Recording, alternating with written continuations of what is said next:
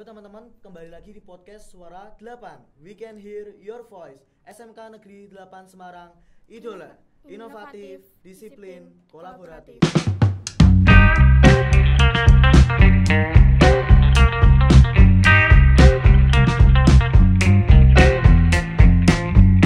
We can hear your voice. Kembali lagi bersama saya Arifin Dan saya Rahma, di program Ngobras, ngobrol bareng senior. Hari ini kita kedatangan tamu istimewa dari Akademi Kesehatan AC Husada Semarang nih. Ya, beliau ini adalah salah satu orang yang di dalam AC Husada tersebut dan sekarang juga berkunjung ke SMK Negeri 8 Semarang. Mari kita berkenalan dengan Bapak. Siapa Bapak? Boleh perkenalkan? Ya, terima kasih Mas siapa tadi? Arifin. Arifin dan Mbak Rahma. Mas Arifin dan Mbak Rahma. Perkenalkan, saya Ahmad Saifuddin. Sehari-hari mengajar di Akademi Kesehatan AC Husada Semarang, khususnya pada Prodi Diploma 3 Keperawatan. Gitu. Bapak sendiri asli sini atau bagaimana? Saya sendiri untuk tempat tinggalnya di Ungaran, di Kabupaten Semarang. Berarti Laju ya. Tapi kalau aslinya dari mana? Dari daerah Semarang Timur ke timur sana lagi 64 km di daerah Purwodadi, Grobogan. Jauh sekali Bapak. Iya. Berarti Bapak ini sebagai apa tadi Pak? Sebagai dosen. Oh, dosennya. Ya, dosen mengajar ya. Oh, begitu. Kalau di sana sendiri itu Pak, apakah termasuk yang bisa meluluskan sarjana gitu atau bagaimana? Iya, jadi kalau program Diploma 3 ini kan nanti lulusannya ya tetap sarjana ya di wisuda ya, cuman gelarnya kan ahli madya. Ya, jadi mungkin ada perbedaan gelar. Ya, kalau yang di S1 kan gelarnya sarjana keperawatan. Tetapi kalau yang D3 itu setelah lulus di wisuda menempuh pendidikan 3 tahun, gelarnya adalah ahli madya keperawatan. Gitu. Ya, jadi perbedaannya seperti itu. Nanti yang di SMK 8 kalau yang berminat dari jurusan-jurusan mungkin caregiver atau social worker, kalau mau meneruskan bisa untuk menjadi perawat ya. Jadi kalau leveling perawat itu secara undang-undang keperawatan itu memang level yang paling dasar itu adalah vokasi atau D3 keperawatan. Jadi itu untuk menjadi perawat memang minimal pendidikannya ada D3 keperawatan. Gitu. Ya. Kalau di sana sendiri jurusan ada berapa Pak? Ada 2 jurusan sebenarnya, keperawatan dan kebidanan. Cuman untuk saat ini ya karena memang dampak dari pandemi yang memang cukup luar biasa ini sementara kita mengelola untuk keperawatannya saja, untuk kebidanan sementara kita tidak aktifkan dulu. Gitu ya. Untuk jurusan keperawatan tersebut ada seleksinya gitu nggak Pak? Ya, seleksinya cukup banyak ya. Jadi utamanya adalah seleksi kesehatan ya, karena memang kalau di keperawatan itu kan dasar-dasar untuk misalnya buta warna ya, itu menjadi hal yang penting ya, karena kalau menjadi perawat kan salah satunya tidak boleh ya itu ya. Kalau yang lain ya kesehatan secara umum saja ya. Cuman selain itu tes potensi akademik ya, kemampuan untuk TPA lah istilahnya, itu juga menjadi bahan pertimbangan karena bagaimanapun juga kan pendidikan itu kan di awal harus menyeleksi untuk memastikan bahwa calon peserta didiknya itu nanti mampu untuk mengikuti perkuliahan dan kira-kira itu dengan potensi akademik yang dimiliki itu mampu untuk menyelesaikan kuliah. Jadi jangan sampai nanti asal diterima tetapi ternyata di tengah jalan berhenti. Ya, termasuk mungkin juga kaitannya dengan minatnya ya, karena menjadi perawat itu bukan satu hal yang mudah. Betul. Mungkin teman-teman yang di caregiver kan juga sama kan, atau mungkin di pekerja sosial atau social worker, kalau bukan jiwanya yang terpanggil itu berat ya. Nanti baru terasa setelah semester 2 praktek di rumah sakit, ketemu dengan orang-orang, ketemu dengan darah, merasakan bau yang luar biasa, yang nggak kuat langsung minta berhenti ya, seperti itu. Nah, itu jangan sampai terjadi seperti itu ya. Kalau boleh tahu AC Husada ini tuh negeri atau swasta Pak?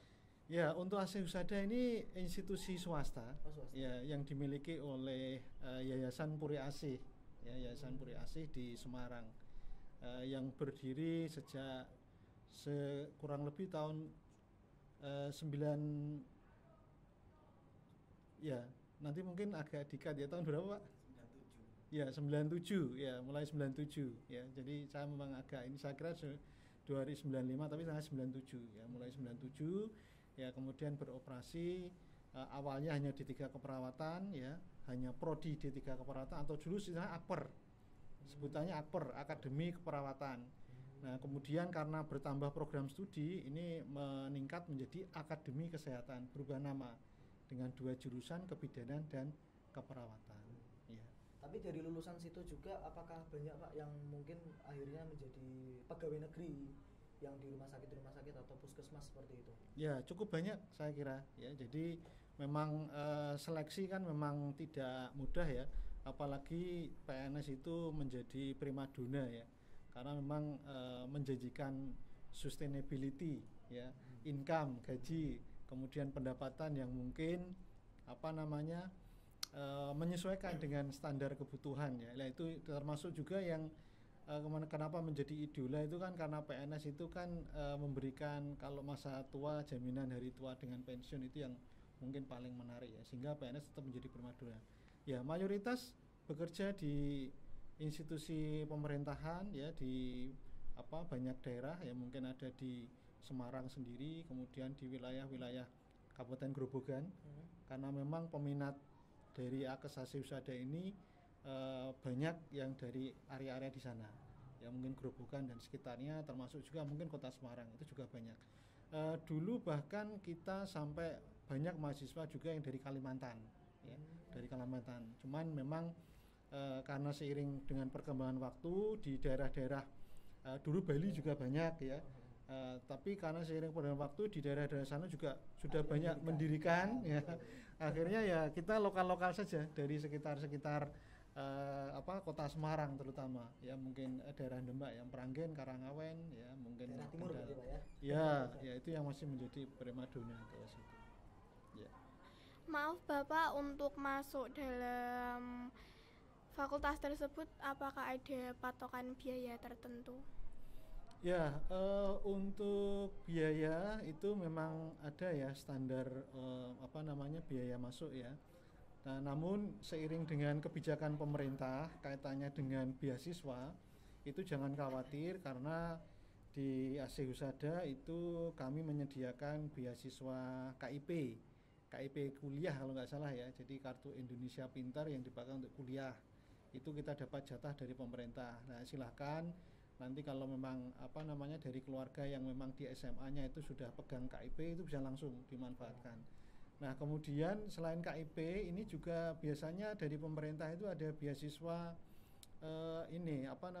yang diambil berdasarkan nilai IPK, ya. Tetapi itu tidak bisa di tingkat 1 karena kan dia nunggu harus punya IPK-nya dulu minimal, ya, berapa. Nah, itu nanti biasanya di tingkat 2. Ya, itu juga ada dari lembaga yang di Jawa Tengah itu disebut dengan LL Dikti. Nah, itu di Kota Semarang sini, di daerah mana Pak? Bendan Dhuwur, ya Pak, ya. Nah, di situ. Nah, kemudian secara internal kita juga menyediakan beasiswa dari yayasan. Ya, beasiswa dari yayasan. Bahkan untuk tahun ini kita promo, ya, kita berikan promo ini potongan biaya SPP sampai dengan 100%. Tetapi tetap kita seleksi berdasarkan kondisi ekonomi keluarga, kemudian nilai pada saat masuk dan lain sebagainya. Yang tidak bisa dapat 100%, ya, kemungkinan nanti bisa kita berikan 50% sampai dengan yang terkecil 25% dari bebas SPP, seperti itu, ya. Gini saya agak menyinggung dikit, ya Pak, ya, karena kan kita juga berbicara dengan SMK 8 yang dimana juga backgroundnya sosial juga. Apakah lulusan dari sekolah sini juga itu bisa masuk ke AC Husada itu tadi? Insya Allah sangat bisa, kita welcome sekali, ya, terutama yang tadi kami sampaikan, yang dari caregiver, dari social worker, itu memang sebenarnya sejalur kalau mau diteruskan, ya. Tetapi juga tidak menutup kemungkinan yang dari jurusan lain ya, multimedia atau apa itu juga bisa masuk ya. Jadi istilahnya tidak ada perbedaannya. Cuma nanti kalau sudah kuliah mungkin kan yang dari caregiver itu apa namanya sudah mengenal ya mata kuliah yang nanti diajarkan. Tetapi juga jangan khawatir dari jurusan yang lain karena semua seperti saya jurusan IPA dulu. Zaman dulu kan hanya IPA IPS ya kalau SMA ya. Saya dari jurusan IPA. Bahkan dulu tahun 96 waktu saya mau kuliah itu yang bisa masuk hanya IPA. IPS tidak boleh masuk ke jurusan keperawatan ya karena kan kalau di IPA kan ada biologi, biokimia dan sebagainya itu ilmu-ilmu dasar itu yang dibutuhkan ya seperti itu. Tapi seiring perkembangan itu sekarang IPS pun boleh ya termasuk juga jurusan yang lain multimedia silakan ya yang berminat mau bergabung ke Akademi Kesehatan ASI Husada untuk lulus cepat ya karena 3 tahun saja kemudian juga bisa segera bekerja. Setelahnya kalau memang nanti merasa diperlukan menaikkan pendidikan mau ke jenjang S1 juga bisa. Namun untuk ASI Husada belum bisa memberikan karena belum berubah menjadi stikes ya. Jadi mungkin bisa mengambil di tempat lain di S1 dan profesi nurse ya. Jadi terakhir nanti endingnya di keperawatan itu D3 keperawatan ya kalau mau lanjut pendidikan di S1 keperawatan plus nurse profesi nurse. Ya, setelah itu kalau mau lanjut S2 juga ada. Bahkan sampai S3-nya juga ada. Ya, jadi sekolahnya banyak dan beasiswa yang disediakan oleh pemerintah itu melimpah ya. Melimpah ruah sebenarnya. Selama potensi kita baik ya, nilai-nilai apa namanya TOEFL dan TVA itu menjadi syarat untuk pengajuan beasiswa. Mau ke luar negeri yang ditawarkan banyak itu ke Taiwan, ke Thailand dan seterusnya. Tinggal pandai-pandainya kita saja ya. Bahkan itu kalau yang muda-muda yang pinter-pinter itu ya, dari S1 ya bisa langsung lanjut dengan pendanaan pembiayaan beasiswa oleh pemerintah seperti itu ya. Berarti dimudahkan ya Pak ya. Saya kira untuk sekarang ini kita mesti bersyukur ya. Jadi bantuan untuk pendidikan tuh luar biasa. Zaman saya kuliah dulu nggak kayak gini ya. Ibaratnya dulu saya mau piknik aja itu nggak ada uang ya. Karena uangnya habis untuk bayar SPP ya, walaupun sebenarnya kalau dihitung juga nggak seberapa. Tapi bantuan-bantuan pemerintah dari dunia pendidikan kalau kita lihat sekarang ini sangat-sangat luar biasa, baik di SD, SMP, SMA maupun di perguruan tinggi ya. Makanya ini kadang saya kritik juga ya kalau saya lihat di TV-TV itu ya, yang kita paling ramai kan Citayam Fashion Week ya. Nah itu kumpul nggak pada sekolah ya. Nah, alasannya kan ekonomi. Saya nggak percaya itu. Pemerintah itu memberikan bantuan luar biasa. Ya itu kalau boleh saya ngomong, kadang saya agak keras ya ngomongnya ya, karena ini pendidikan ya, masa depan generasi muda ya. Itu kalau memang nggak mampu, pemerintah menyediakan banyak ya. Kemarin saya sempat lihat juga yang ikonnya itu ditawari beasiswa sama Gubernur Ridwan ditolak ya. Jadi ya mohon maaf ya karena saya di dunia pendidikan itu bekal dasar ya. Oke lah silakan itu bagian kreativitas tapi ya harus sekolah kalau saya ya. Karena awal dari segala permasalahan itu berangkat dari pendidikan yang memang kurang. Itu harus diakui ya. Walaupun tidak menutup kemungkinan yang sudah berpendidikan tetap mengalami masalah, tetapi kalau pendidikan tidak diperhatikan, saya kira nanti masalah juga akan menjadi lebih berat dan beban negara, beban pemerintah itu akan tambah berat ya. Eman-eman dengan semua yang sudah diberikan oleh negara untuk pembiayaan pendidikan, mencerdaskan kehidupan bangsa menuju generasi emas kalau nggak salah ya. Nah, itunya kan tagline-nya kan itu. Anda semua, siapa nanti Anda semua ya. Itu, seperti itu. Berbicara soal IPK, minimal IPK untuk masuk dalam fakultas apa tadi Mas? Prodi keperawatan. Nah itu berapa Pak? Ya, jadi untuk nilai rata-rata itu sebenarnya kita tidak ada patokan minimal. Tetapi kalau memang mau mengikuti penerimaan melalui nilai, artinya tanpa seleksi TPA dan sejenisnya tadi ya, itu juga bisa, tetapi nilai yang diperlukan itu rata-ratanya minimal berapa Pak Di? 80. Nah, ini. Nah, tetapi di luar itu tetap bisa mengikuti, tetapi harus nanti lolos atau lulus tes yang dilakukan oleh Akademi Kesehatan ASI Husada Semarang. Yang nilai raportnya bagus pakai raport saja. Tapi yang nilainya mungkin tidak bagus atau kurang bagus, nggak apa-apa masuk ikut seleksi saja seperti itu. Ini menyinggung apa namanya jurusan di SMK juga ya Pak ya, Yeah. ya kayak caregiver, layanan kesehatan dan sebagainya. Kan Bapak sendiri juga dosen kan di sana. Yeah. Itu kalau Bapak sendiri kan lebih tahu nih tentang ilmunya tentang kesehatan dan sebagainya. Yeah. Jadi saya mau tanya nih Pak, pentingnya mobilisasi pada pasien yang rawat inap itu seperti apa Pak? Ya, ini sudah masuk ke topik ya. Ya. Ya. Kalau tadi kan kita bincang-bincang tentang apa namanya prospek ya, prospek bagaimana yang dari SMK nanti ke melanjutkan sekolah ya. Jadi yang berikutnya ini sudah pada topik mobilisasi. Jadi mobilisasi itu sebenarnya kalau kita lihat itu begini ya sebenarnya. Pada orang yang sehat tidak sakit itu mobilisasi itu sudah satu hal yang rutin. Mobilisasi itu artinya apa tuh? Saudara kesana kemari itu mobile ya. Nah, lawannya dari mobile itu immobile. Immobile itu berarti tiduran saja, tidak bisa kemana-mana seperti itu. Nah, ternyata setelah dipelajari, diteliti dan seterusnya, maka mobilitas itu merupakan salah satu kunci kita tetap sehat. Itu ya. Kunci kita tetap sehat. Kalau saudara menjadi kondisi immobile atau tidak mobil, itu dampaknya pasti nanti akan banyak pada berbagai organ. Itu. Jadi kan maka kenapa orang-orang di rumah sakit, pasien di rumah sakit itu kalau dulu kan konsepnya habis operasi itu mungkin tiduran terus bagus ya. Betul. Tapi ternyata setelah diteliti justru dengan tiduran terus itu berbahaya.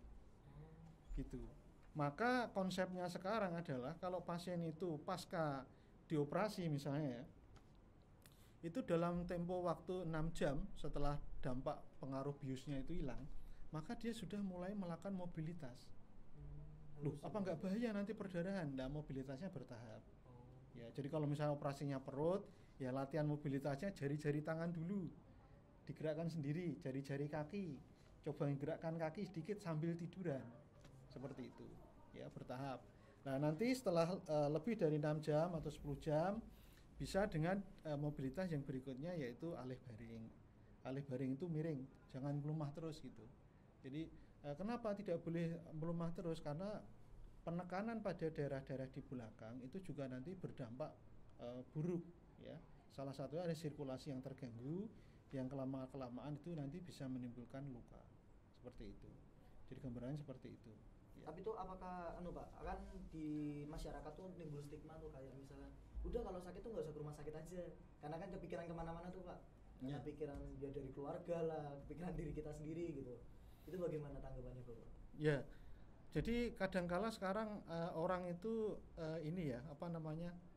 konsep berpikirnya itu kadangkala selalu seperti ini biasanya. Kalau didiagnosa sakit yang berat, itu mesti larinya ke alternatif dulu. Kenapa? Karena takut nanti di rumah sakit pertama biayanya banyak, kedua nanti pasti perawatannya lama. Itu yang ditakutkan.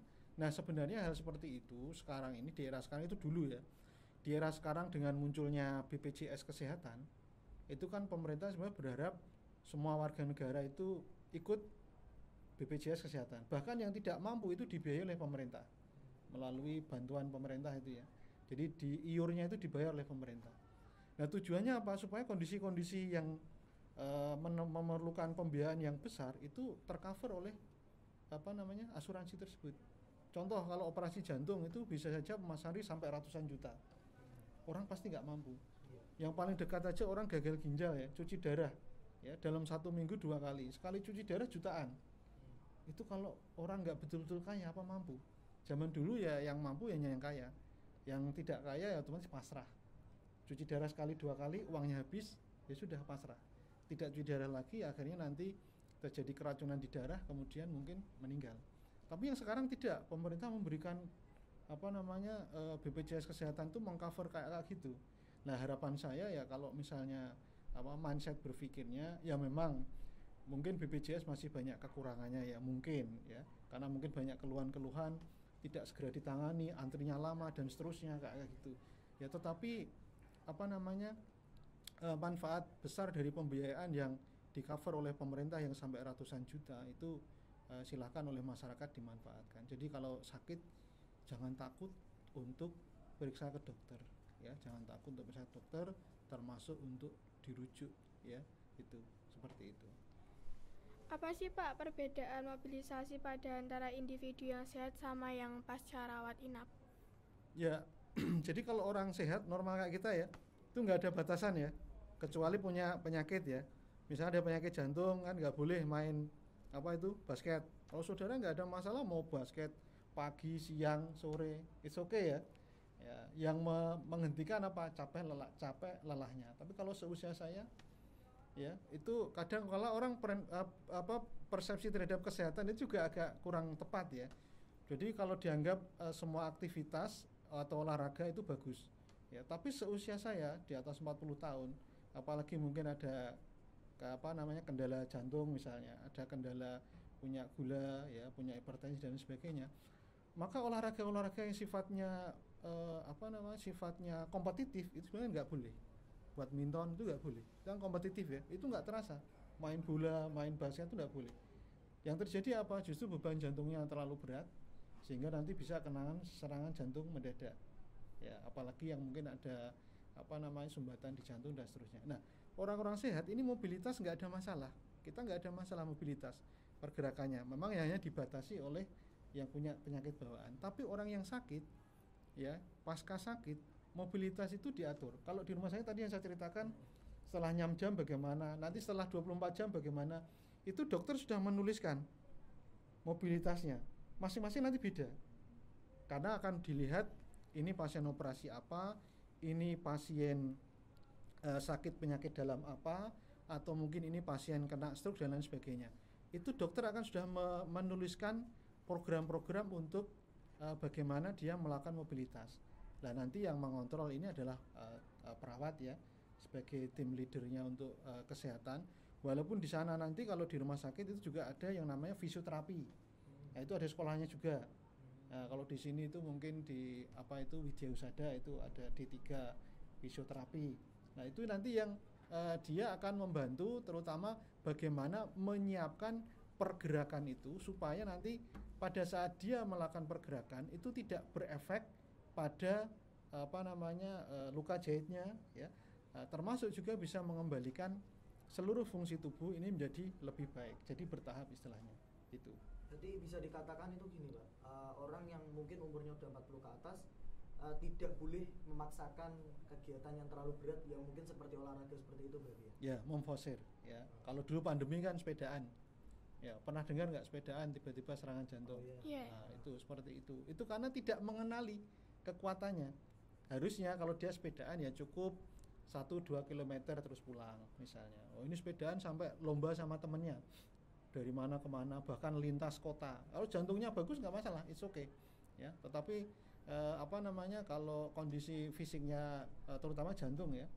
Jantung itu faktor yang paling dominan, paling vital. Orang kelihatan seger, tetapi sumbatan-sumbatan di jantung itu mulai ada kalau nggak pernah di pemeriksaan cek jantung termasuk pembuluh darah itu orang nggak tahu. Biasanya mengira badannya sehat. Ya. Tanda-tanda kalau ada mulai masalah jantung itu kalau aktivitas berat ada nyeri di dada. Sedikit nyeri itu kondisi awal. Nah, itu yang harus diinikan, ya harus diperhatikan.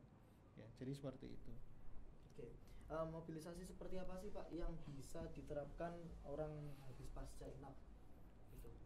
Ya, jadi prinsipnya kan begini. Ini sekali lagi tergantung dari awal sakitnya apa ya di rumah sakit ya. Kalau pasien pasca operasi ya, setelah di rumah sakit itu kan biasanya kalau operasinya terkait pembedahan, biasanya itu dia 1 hari itu sudah dilatih untuk coba duduk di tepi tempat tidur. Nah, hari kedua ya biasanya dia sudah mulai dibantu untuk turun dari tempat tidur, berjalan dengan bantuan. Nah, ini penting dari kalau di rumah sakit kan nanti mungkin ada didampingi perawat ya. Nah, seperti itu. Nah, kemudian nanti latihan berjalan semampunya. Tapi kalau operasinya itu operasi terkait dengan tulang lebih lama lagi. Nggak boleh dalam waktu 2 hari sudah turun. Dia bisa 3 mungkin sampai 5 hari tergantung kondisinya. Ya, jadi mungkin 3 hari ketiga itu dia malah baru ongkang-ongkang di tempat tidur. Kalau fraktur loh ya. Karena fraktur atau patah tulang itu memang perlu waktu, dia pada saat disambung ya, itu perlu waktu untuk fiksasi atau dia itu sambungannya itu betul-betul menjadi kuat. Nah, itu faktor itu yang diperlukan, beda dengan operasi yang pembedahan seperti itu. Nah, kondisi semacam ini nanti kalau dia diizinkan pulang, misalnya ya operasi pasca operasi ya, operasi setelah hari ketiga mungkin pulang ya. Nah, berarti apa yang kalau dokter itu diresepkan ya, prescribekan ya, termasuk aktivitasnya itu diperhatikan. Nanti kan biasanya perawat akan menjelaskan, Bapak Ibu nanti di rumah aktivitasnya ya, kalau ke toilet misalnya ya, kalau toiletnya jauh dibantu oleh keluarga jalan ya. Kemudian toilet harus duduk, yang duduk bukan yang jongkok misalnya. Nah, hal-hal seperti itu yang penting untuk diperhatikan. Pada saat mau turun dari tempat tidur tidak boleh turun sendiri. Itu yang harus diperhatikan. Jadi mobilitas yang kelanjutannya di rumah itu, apa yang di rumah sakit pesankan itu menjadi tugas keluarga. Kalau keluarga ternyata punya caregiver ya, nah itu nanti menjadi tugas caregiver untuk memperhatikan. Berarti kalau pasien mau turun dari tempat tidur itu harus bagaimana? Nah, itu apa yang sudah dituliskan oleh dokter, yang dipesankan oleh perawat itu yang dilaksanakan. Termasuk salah satu yang paling sering terjadi itu biasanya adalah kondisi di mana orang itu mengalami pusing pada saat berubah posisi. Itu yang disebut dengan hipotensi ortostatik. Jadi penurunan tekanan darah karena perubahan posisi. Ya, Anda walaupun muda bisa aja loh. Kalau misalnya dehidrasi atau apa, tiba-tiba mungkin kurang tidur ya misalnya ya, tiba-tiba bangun itu geliangan. Nah, itulah disebut dengan hipotensi ortostatik. Nah, pada orang sakit mayoritas pasti terjadi itu, apalagi lansia. Itu hati-hati. Jadi tidak boleh kalau habis tiduran langsung berdiri dudukkan ya, kemudian langsung jalan, pasti nanti jatuh. Karena dia akan mengalami yang namanya hipotensi ortostatik itu tadi. Itu ya. Menyinggung juga tadi Pak buat mobilisasi. Bisa dikatakan juga itu kan mobilisasi itu kan juga menurutnya individu masing-masing tuh, kekuatan di individu masing-masing. Itu bisa disimpulkan nggak Pak? Mungkin orang yang tidak merokok dan merokok itu beda. Ya, kalau kaitannya merokok itu mungkin ke ini ya, fungsi paru ya. Jadi fungsi paru atau fungsi pernafasan. Jadi secara otomatis ya, kalau perokok itu kemungkinan, jadi kalau pasien-pasien pasca operasi itu biasanya begini.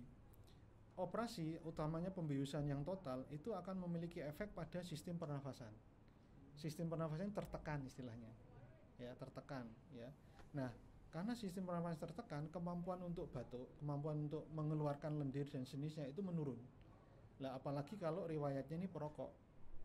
Maka solusi yang bisa diberikan adalah pada pasien-pasien seperti ini, fungsi-fungsi pernafasannya harus dijaga.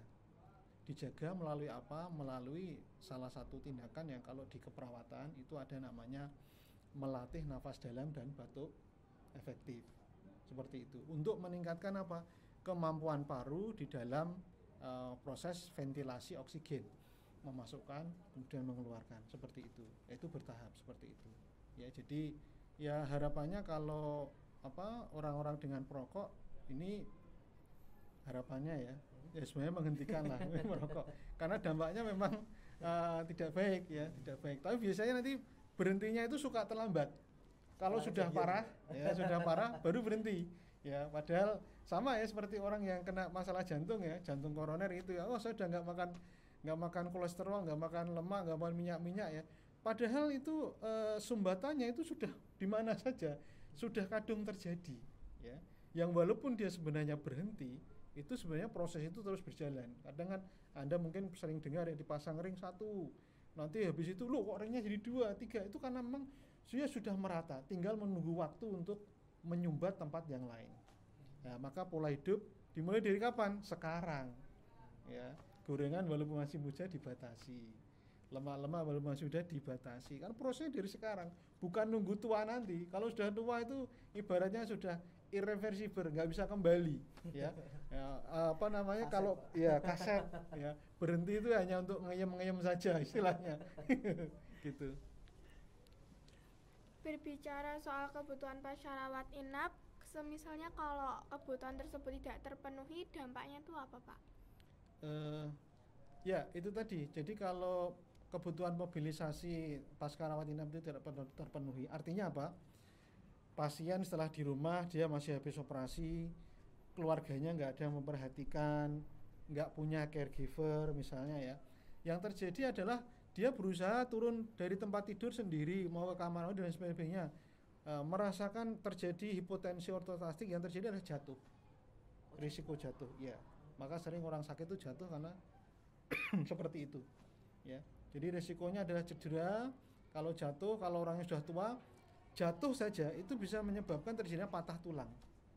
Itu lebih ngeri lagi, jadi penyakitnya bertambah ya. Jadi itu yang kalau memang tidak terpenuhi, maka keluarga harus memberikan perhatian. Kalau memang tidak mampu istilahnya menyewa caregiver ya misalnya ya keluarga harus mau ngalahi. Jangan semua anggota keluarganya sibuk, nggak ada yang ngurusi, dibiarin saja ya. Kalau dia lapar butuh ngambil makanan, dia haus butuh minum, dia mau ke belakang butuh ke toilet ya. Tidak bisa, orang itu tidak bisa dipaksa misalnya kencing saja di atas tempat tidur ya. Kalau nggak terbiasa nggak akan bisa keluar, jadi tetap harus diturunkan dari tempat tidur. Lah itulah peran-peran dari keluarga, dari caregiver untuk membantu pemenuhan kebutuhan mobilitasnya seperti itu. Terakhir nih ya Pak ya, saran bagi individu pasca rawat inap untuk mobilisasinya. Iya. Ya, saran untuk yang pasca rawat inap ya kaitan dengan mobilisasi itu yang pertama adalah kenali diri sendiri pasien ya. Kalau masih geliengan baru berubah posisi, sampaikan ya pada keluarga, oh gelieng kayak gitu, berarti perlu waktu untuk adaptasi ya. Jadi geliengan itu terjadi karena pompa darah itu belum mencapai ke daerah kepala ya. Jadi orang tirah baring lama itu biasanya darahnya itu karena gravitasi ngumpul di bagian bawah, waktu dia berubah posisi ya, pompaan jantung itu juga tidak begitu kuat karena efek dari imobilitas itu. Jadi pertama kenali diri, kemampuannya seperti apa. Kemudian yang kedua adalah yang jelas perhatian keluarga ya, perhatian keluarga, semua kebutuhan mobilitasnya pada tahap-tahap yang dia belum memungkinkan dibantu. Tetapi ingat, bukan dipasifkan loh ya. Sudah habis sakit di atas tempat tidur saja, makan nanti dikirimi, air dikirimi, pokoknya tiduran saja, itu juga keliru besar ya. Kalau dia tidak digerakkan, tidak dibantu bergerak, maka hal-hal negatif yang terjadi itu adalah banyak hal ya. Yang pertama tadi, hipotensi ortostasiknya itu terus akan berlangsung. Kemudian yang kedua bisa juga terjadi udem itu kumpulnya cairan di kaki ya, karena pada saat dia tidak digerakkan, darah itu akan terkumpul pada area-area bagian bawah. Nah kalau dia terkumpul ke bawah, pembuluh darah itu kan seperti ini kalau normal ya, lama-lama dia bisa gembung. Nah kalau dia gembung itu dia semi permeable, cairan di dalam pembuluh darah itu akan keluar mengisi rongga, makanya ada namanya udem. Kakinya bengkak-bengkak itu loh. Mungkin orang hamil bengkak terus kulitnya tipis itu loh. Itu isinya kan air itu. Nah kayak gitu. Jadi efeknya sampai sejauh itu. Bahkan kalau pasien stroke mengalami kelemahan misalnya ya, itu kok tidak dibantu pergerakan ya, tidak diajari Pak tangannya diginikan misalnya, itu lama-lama dia akan terjadi pemendekan. Jadi mau ditarik gini itu udah nggak bisa ya, dalam waktu sekian minggu sampai sekian bulan ya. Kemudian yang terjadi berikutnya, persendian ini juga menjadi kaku, tulang-tulangnya itu menjadi rapuh karena kalsium dari tulang. Jadi kalsium tulang ini itu perlu tekanan otot-otot pada saat kita bergerak supaya dia tetap pada tulang. Kalau kita nggak bergerak lama, kalsiumnya itu keluar semua, banyak yang keluar dari tulang, tulangnya menjadi rapuh, kalsiumnya tertimbun di persendian sehingga sendinya semakin kaku dan nyeri. Kemudian tulangnya menjadi keropos dan terjadi osteoporosis. Itu jadi dampak yang panjang itu seperti itu. Maka pasien-pasien yang misalnya pasca dari rumah sakit yang karena stroke terutama, itu latihan gerak menjadi hal yang penting untuk diperhatikan gitu ya. Ya. Menyangkut tentang mobilitas lagi ya Pak ya, kita berbicara tentang lansia yang mungkin juga keterbatasan untuk mobilisasi tersebut. Nah itu ada nggak sih Pak solusi buat yang mungkin rawat inap tapi bukan di rumah sakit, cuma di rumah gitu. Mungkin yang tadi yang Bapak bilang sampai kakinya bengkak dan sebagainya seperti itu. Ya, jadi gini, kalau pasien sebenarnya tidak ada sakit stroke ya, tetapi biasanya orang-orang tua itu memang sering mengalami mungkin peradangan pada sendi atau disebut dengan artritis ya. Itu juga bisa terjadi sehingga menghalangi untuk dia itu melakukan pergerakan aktivitas rutin sehari-hari. Nah, kalau penyebabnya itu karena memang nyeri pada persendian, itu sebaiknya tetap dikonsulkan dengan dokter untuk penanganan nyerinya sendiri, karena pasti diresepkan obat-obat untuk mengurangi nyeri. Nah, langkah awalnya supaya apa? Kalau dia tidak nyeri, itu dia mampu beraktivitas normal, ya minimal jalan ke sana kemari seperti itu.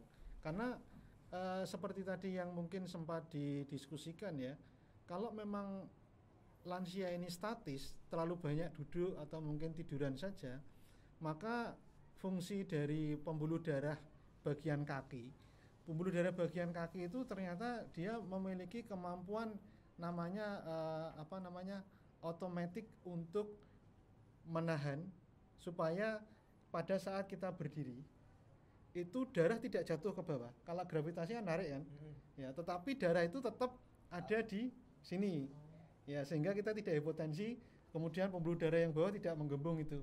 Nah, tetapi kalau pergerakan itu sangat minimal, itu yang menyebabkan nanti pembuluh darah kemampuan pembuluh darah untuk menahan itu lama-lama menjadi berkurang sehingga darah yang tadi saya ceritakan ngumpul itu. Nanti dia menjadi melebar, akhirnya menjadi udem. Nah, kalau sudah demikian lebih baik kalau saran saya, karena penanganan masalah terutama lansia itu memang tidak mudah ya. Lebih baik tetap dikonsulkan dengan dokter penyakit dalam terlebih dahulu, kemudian nanti kolaborasi dengan dokter rehab medik. Itu kan ada SPKFR ya, kedokteran fisik dan rehabilitasi seperti itu. Jadi dokter penyakit dalam ini akan memberikan saran termasuk memberikan pengobatan penyebab utama dari lansia ini, misalnya kok tidak mampu bergerak dan lain sebagainya, mungkin karena faktor penyakit, itu harus diobati dulu. Nah, setelah itu tahap-tahap berikutnya adalah bagaimana melakukan mobilitas itu nanti biar diprogramkan oleh dokter spesialis yang KFR tadi, yang rehabilitasi medik ya, seperti itu, sehingga nanti harapannya ini bisa menjadi berjalan dengan baik. Dan untuk monitoringnya ini perlu dukungan keluarga ya mungkin keluarga ini bisa mandiri ya, artinya misalnya perlu perawat silahkan, perlu caregiver silahkan, tapi seandainya tidak pun perhatian dan atensi keluarga terhadap apa yang disampaikan oleh dokter ini saya kira juga bisa membantu ya. Nah, selama di keluarga itu ada yang bisa bergantian ya. Jadi kalau mungkin lansia sendirian, anaknya sibuk bekerja semua, kan dia seharian nggak ada yang memotivasi ya. Misalnya, Pak, ayo jalan ke sana misalnya, sambil dituntun atau apa, atau mungkin kalau tidak bisa membawa itu krek ya, untuk berjalan, atau mungkin walker ya, tongkat ya. Ya minimal ya jalan kemana lah, atau mungkin keliling taman di sekitar rumah ya, supaya ada aktivitas otot-otot yang bergerak ya, sehingga efek-efek dari imobilitas itu tidak semakin parah ya, mungkin seperti itu. Jadi meminimalisir ya Pak ya. Ya. Oke. Udah banyak banget nih ya kita bicara sama Bapak juga tentang kesehatan, jadi kita lebih tahu nih. Jadi juga sebagai bekal, semisal orang tua kita udah tua, itu juga kita rawat di rumah ataupun di rumah sakit. Iya. Yeah. Oke, terima kasih ya teman-teman semua penonton yang sudah nonton podcast Suara 8, dan tetap pantengin podcast Suara 8 setiap minggunya, karena kita memberikan konten-konten edukatif dan juga inspiratif bagi kalian semua. Dan ya Pak, kita di sini punya slogan Bapak yang nanti kita di awal itu nanti SMK 8 Semarang Idola. Jadi nanti Bapak bisa ikutin. Jadi nanti gini Pak, SMK 8 Semarang Idola, inovatif, disiplin, kolaboratif. Tuh, nanti bisa diikutin Bapak pas nanti closing. SMK 8 Semarang Idola, inovatif, disiplin, kolaboratif. Dan tetap pantengin terus podcast Suara 8. We can hear your voice.